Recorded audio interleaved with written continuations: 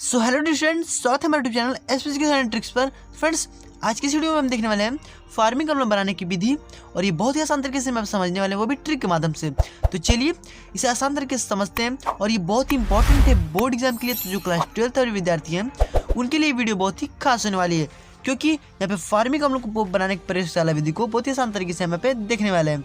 तो फार्मिंग अम्ल हमारा और क्लोरोफॉर्म, ये दोनों हमारे बहुत ही इंपॉर्टेंट है, और ये हमारे बोर्ड एग्जाम में पूछे जा सकते हैं। तो चलिए इसको ट्रिक के माध्यम से यहाँ पे समाप्त करने वाले हैं। तो इसे आसान तरीके से ट्रिक के माध्यम से देखने वाले हैं, तो वीडियो को शुरू से तक जरूर देखिएगा।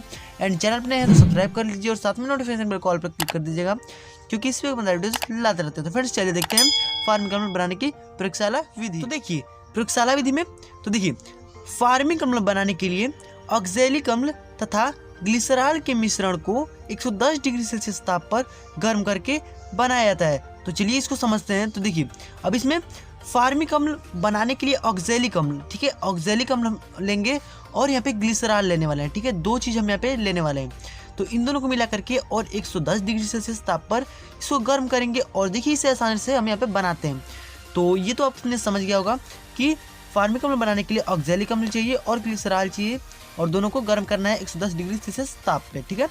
तो चलिए अब इसके जो हमारा जो समीकरण है उसको समझते हैं ट्रिक के माध्यम से। तो चलिए देखते हैं। तो फार्मिक अम्ल बनाने के लिए सबसे पहले हमको ग्लिसरॉल चाहिए, ठीक है। ग्लिसरॉल हम यहाँ पे ले लेते हैं। तो ग्लिसरॉल का सूत्र क्या होता है?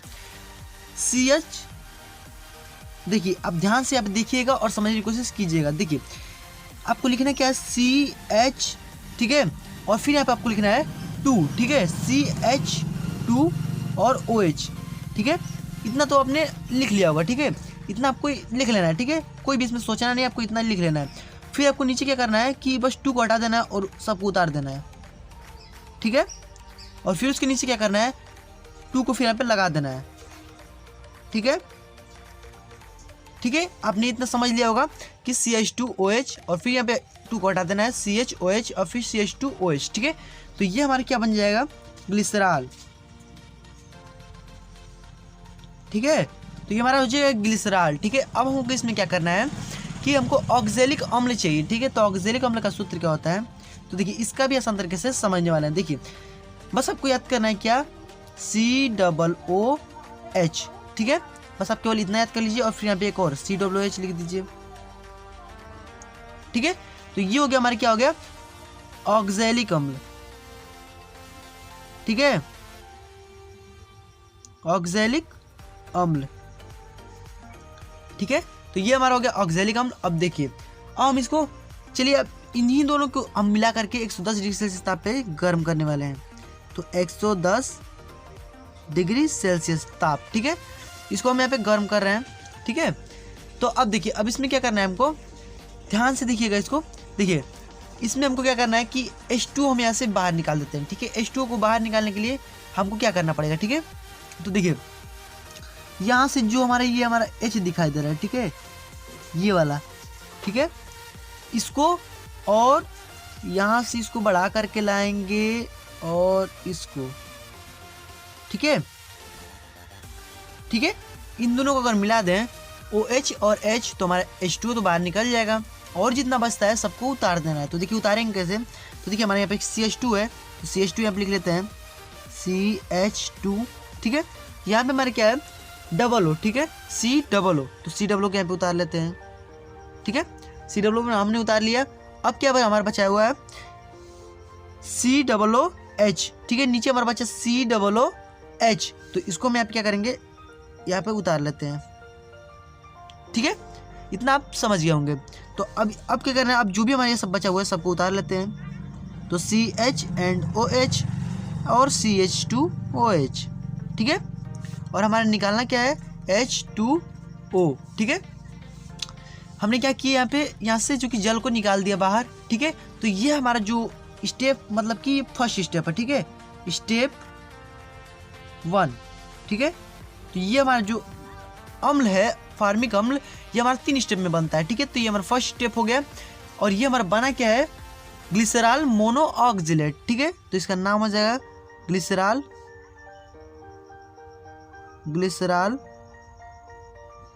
मोनोऑक्जिलेट,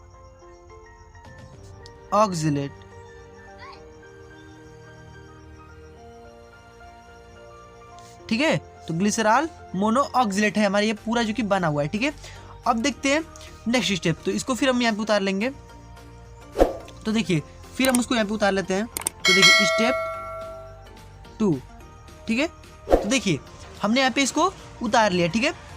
तो इस तरह से आपको भी यहाँ पे उतार लेना है, ठीक है। हम देखिए ये किया क्या है, इसी को हमने यहाँ पे उतार लिया, ठीक है। अब हमको क्या करना है कि इसमें से हमको CO2 को बाहर निकालना है, ठीक है। यहाँ पे फिर हम इसको 110 डिग्री सेल्सियस ताप पे गर्म करने वाले हैं, ठीक है।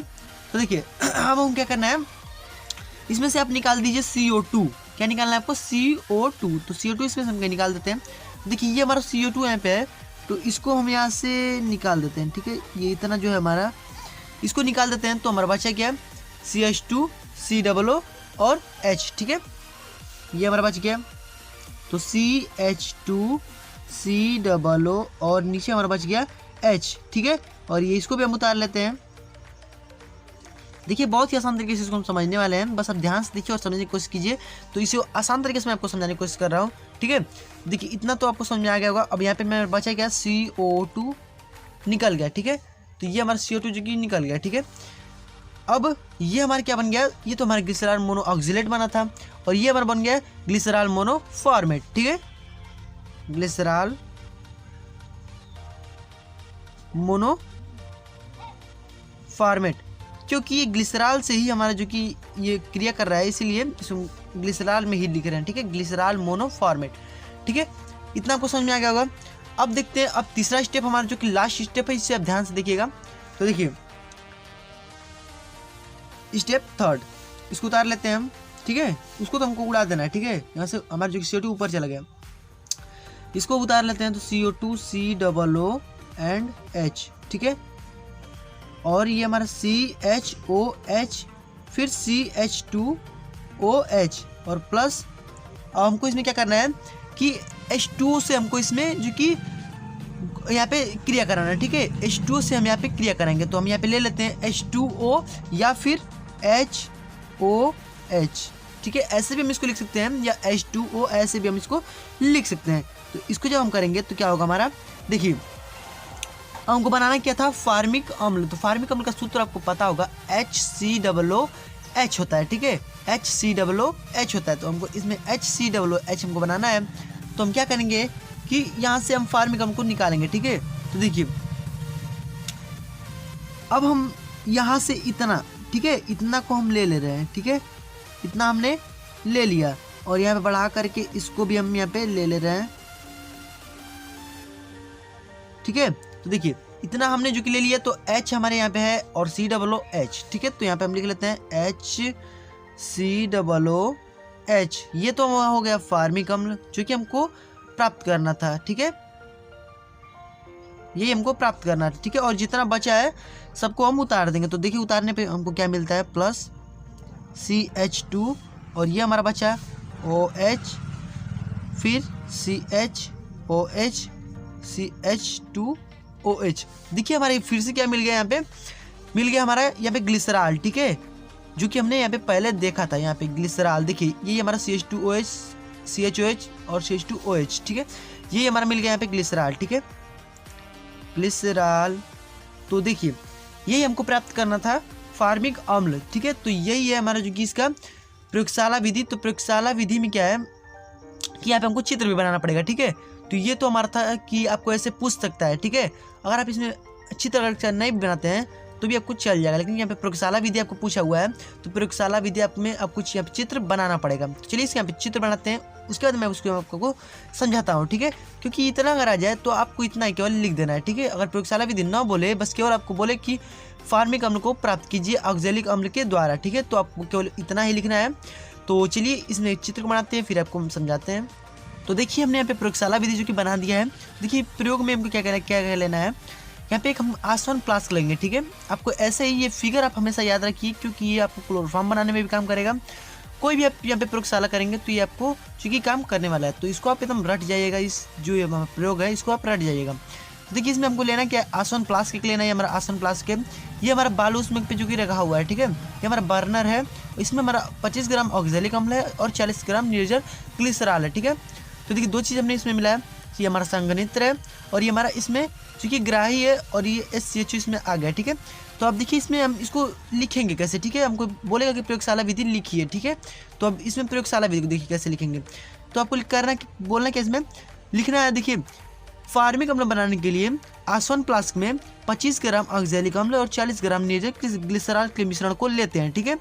फिर क्या करते हैं तथा इसे 110 डिग्री सेल्सियस ताप पे जो कि गर्म करते हैं, जो कि मैंने आपको पहले बताया है, ठीक है। 110 डिग्री सेल्सियस ताप पर गर्म करते हैं। फिर यदि CO2 निकलना इसमें बंद हो जाए, ठीक है, यदि CO2 निकलना बंद हो जाए तो ऑक्जेलिक अम्ल को कुछ क्रिस्टलीय मिश्रण में मिला देते हैं, ठीक है। अब देखिए अब यहाँ से हमने तो यहाँ पे कर दिया कि यहाँ पे इसको हमने जो कि पात्र से इसमें संघनित से जो कि लिया जोड़ दिया है, ठीक है। अब यहाँ से हमारा जो कि जाएगा इसमें से होते हुए, अब अगर इसमें CO2 निकलना बंद हो जाए, ठीक है, यहाँ से हमारा जल आ रहा है, ठीक है, और यहाँ से जल जा रहा है, ठीक है। संघनित से होते हुए हमारा क्या होगा कि इस प्रकार से हमारा जो कि फार्मिक अम्ल जो कि जल का मिश्रण आसूत के रूप में ग्राही में जो कि यहाँ पे फ्लास्क में एकत्र हो जाएगा, ठीक है। मतलब कि आसूत मतलब कि गर्म, ठीक है, गर्म जो कि जल के रूप में हमारा जो कि इसमें ऑक्जेलिक अम्ल प्राप्त हो जाएगा, ठीक है। तो हमने यहाँ पे बस किया क्या है कि यहाँ से हमने गर्म किया और यहाँ से होते हुए हमारा जो कि यहाँ पे ग्राही में आके गिर गया, ठीक है। तो अब इसको आपको ऐसे ही जो कि अपने मन से जो कि लिख लेना है कॉपी पे, और ये जो कि बोर्ड एग्जाम के लिए बहुत इंपॉर्टेंट है, तो इसे आपको बनाना पड़ेगा और इसे बनाने के लिए आपको यहाँ पे प्रैक्टिस थोड़ी सी करनी पड़ेगी, ठीक है। तो एक आध दो बार आप बना लेते हैं तो इसे आप आसानी से बना लेंगे। तो यही हमारा जो कि प्रयोगशाला विधि। तो आई होप कि आपको ये पूरा समझ में आ गया होगा। तो अगर आपको प्रयोगशाला विधि न पूछे तो आपको केवल इतना ही लिखना है, ठीक है। तो अगर प्रयोगशाला विधि पूछ दे तो उसका चित्र को बना करके उसको जितना मैंने बताया आपको उसको लिखना पड़ेगा। तो आई होप कि आपको हमारा ट्रिक बहुत ही अच्छा लगा होगा और इस आसान तरीके से मैंने आपको समझाने की कोशिश की है। अगर आपको अच्छा लगा तो इस वीडियो को लाइक कीजिए और चैनल पर नया सब्सक्राइब कर लीजिए और साथ में नोटिफिकेशन बेल कॉल कर दीजिएगा, क्योंकि इस पर मजेदार वीडियोस लाते रहते हैं। फ्रेंड्स मिलते हैं इसी तरह के और नेक्स्ट वीडियो में, तब तक के लिए गुड बाय, जय हिंद, वंदे मातरम।